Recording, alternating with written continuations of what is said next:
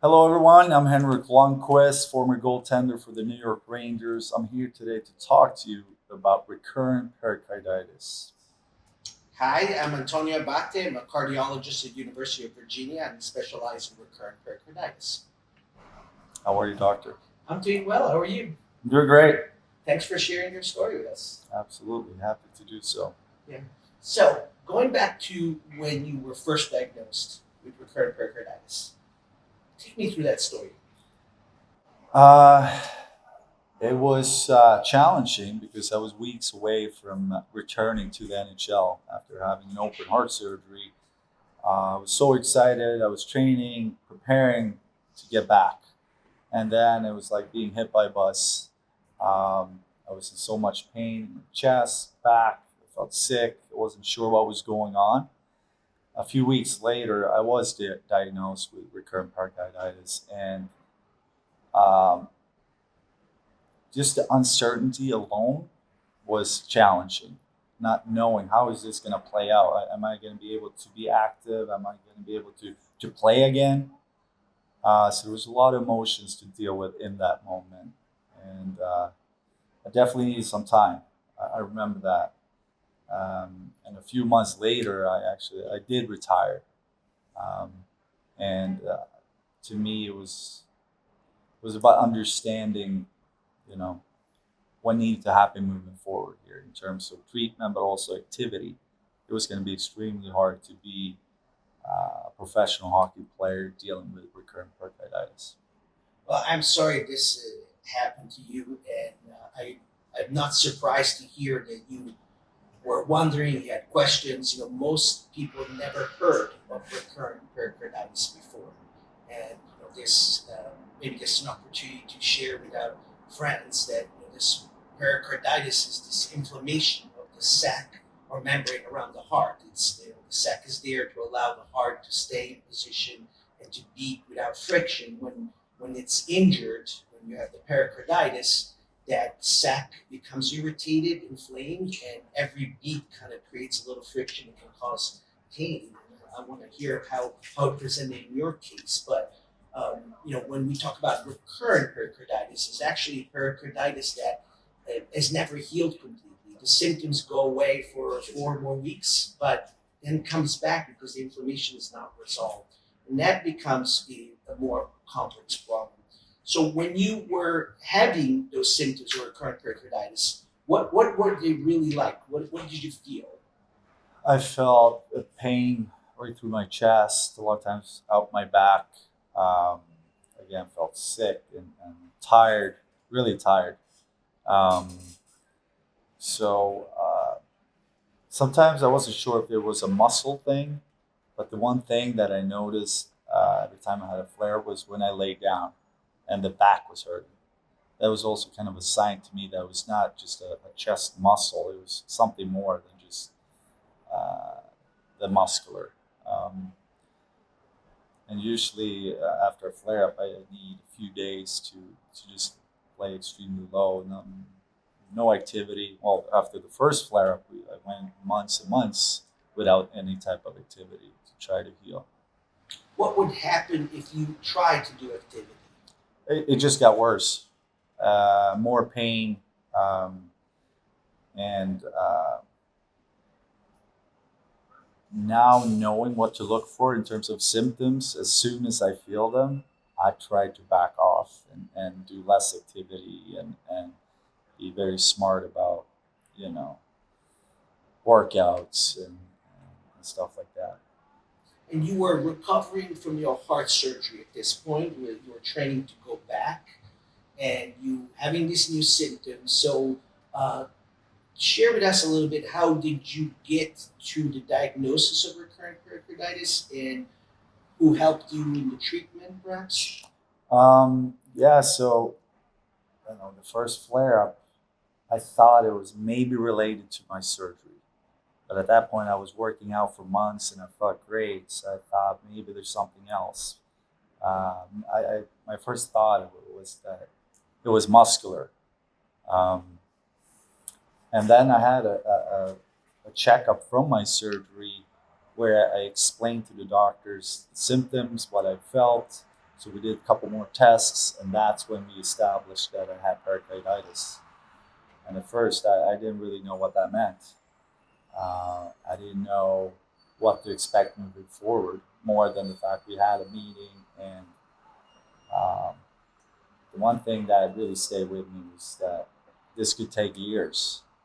And that really changed my view on it, and expectations also on activity. And that's because at that point, the pericarditis had become recurrent. You had more than one episode, and that is where the kind of the disease changes some. And you may have recovered from the initial injury some, but now inflammation is persistent, chronic, unresolving, and that's kind of key to recurrent pericarditis. And so likely, were the doctor using any diagnostic tests to look at what's going on with you? Yeah, we did blood tests, we did scans, especially early on to see how much inflammation. And later on, through blood tests, they could see if the inflammation was still in my system. But I remember, especially those first 6 months, um, the conversations with the doctor was critical just to get the right type of guidance. Again, if you're not really sure what's going on, what you're dealing with, to have that type of support and guidance from your doctor, it meant so much to me. And it also, when you feel like you're in good hands, it makes you relax a little bit more.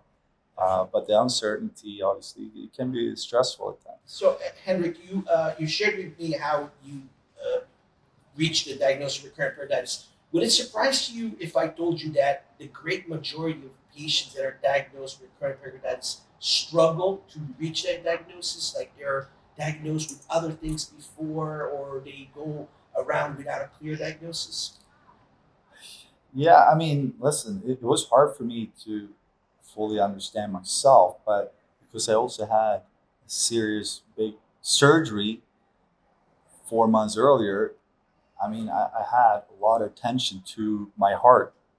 But without that, it would have been extremely hard for me to fully understand what was going on, and every little thing going on with my body, especially surrounding my heart, I got full attention to. A lot of doctors were involved in my case because of the surgery itself. And so, in that regards, I was lucky that I had that type of support. But I could see a lot of people that don't have that, or they don't really know what's going on, can struggle to find the right solution. Yeah, the initial signs of pericarditis can be subtle, they can be missed, and a lot of people describe symptoms that are vague and they can be mistaken for other conditions like gastritis or esophagitis or musculoskeletal pain.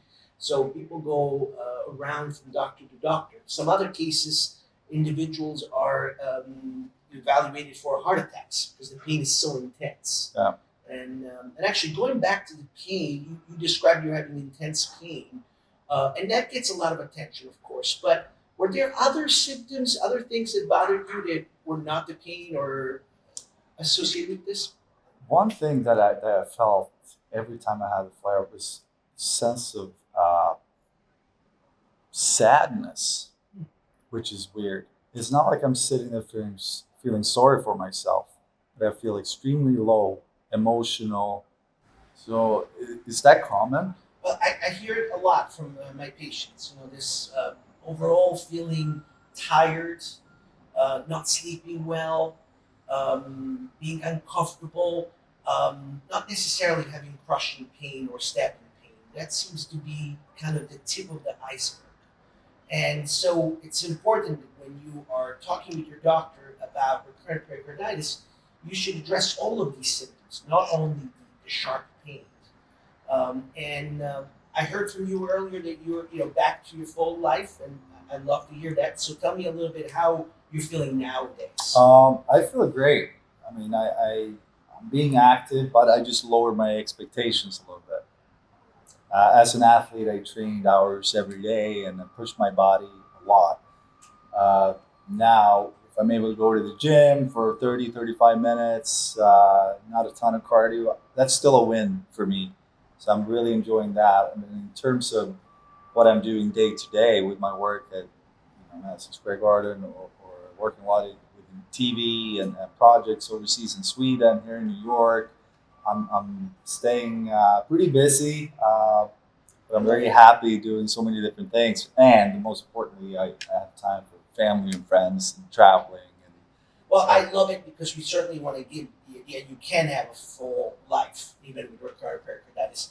Now, there is one aspect that some of my patients tell me that I want to hear if this resonates with you, is that even when you're feeling well, there is a little concern of when that flare may come. Just a little bit of that anxiety, concern that maybe makes you prepared for it. And I heard you say it earlier, have a game plan. yeah. I love that term. Well, I have to say, throughout my life, I never thought about my heart or my heart rate. But every time I work out now, I do think about it. It's hard not to. So I'm aware of my heart rate. It's hard not to, when you finish a workout, thinking, did I push it too hard? Is this okay? And um, I just learned to live with that thought, and again, just to understand and know your body.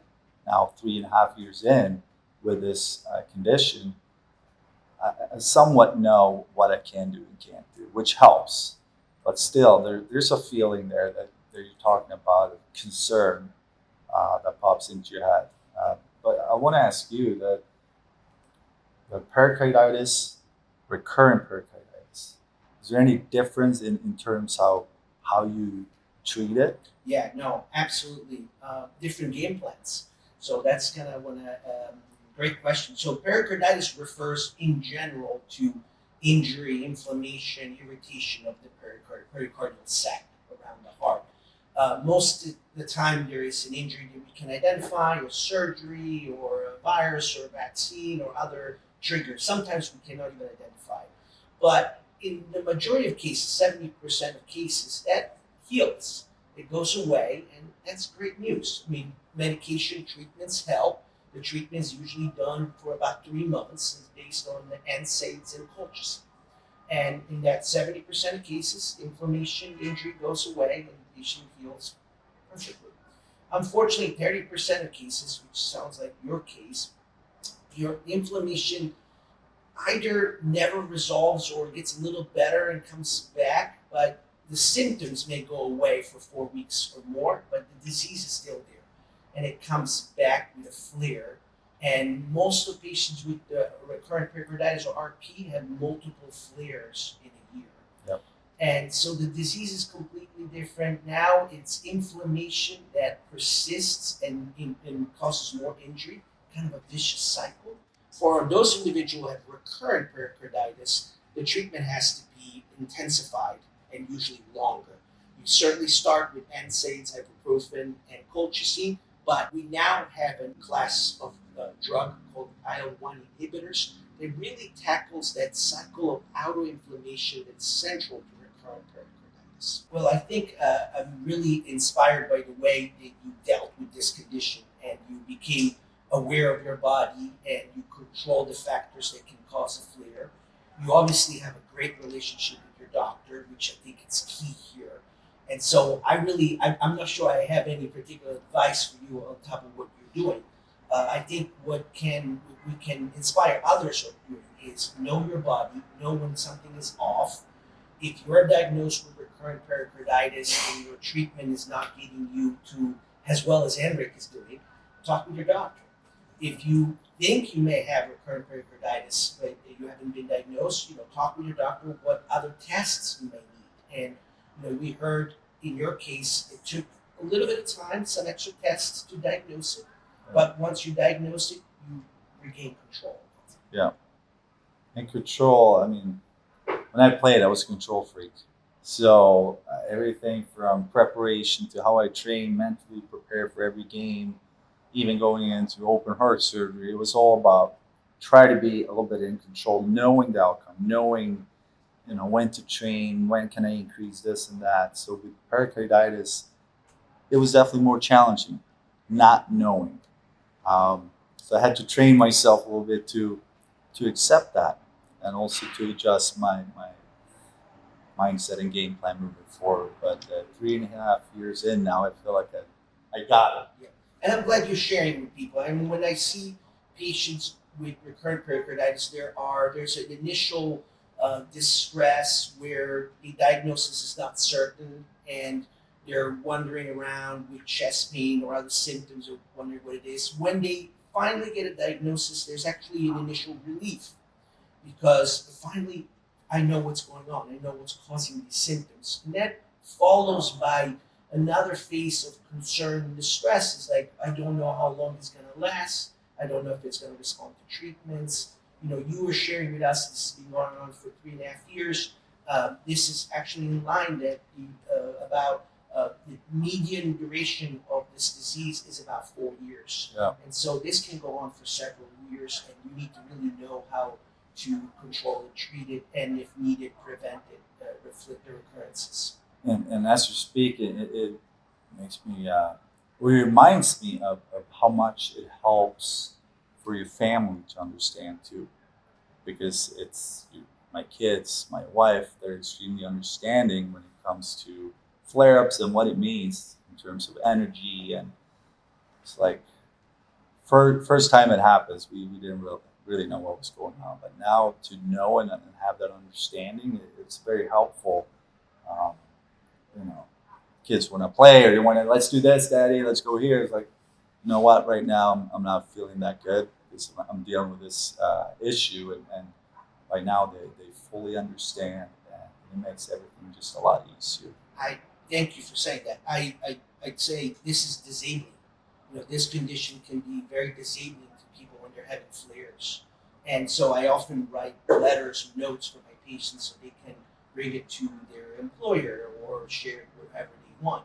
And understanding that it's normal to feel that way during a flare makes you understand you're not alone in this. You're not making it up. It's not just you not wanting to be well. You have a disease. You have an inflammation in your body that's causing this. And so, unfortunately, as we talked multiple times, this is disruptive, right? And disrupting your life. Yeah.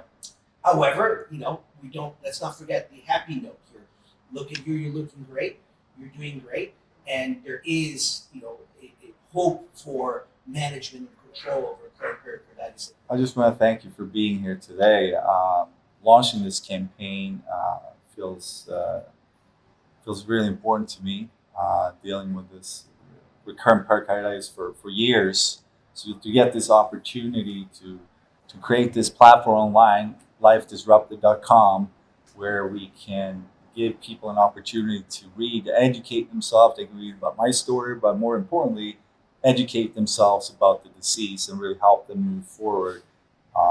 So I'm really excited to kickstart this campain. And again, thank you for being part of it. I'm very grateful. I'm grateful for the campaign. I'm grateful for you to share your personal experience with this. I think it's going to be inspiring to people. My goal with all of this is to help as many people as possible. So thanks again for joining us. Thanks for having me. Thanks for sharing your story. It's a pleasure to meet you. Likewise.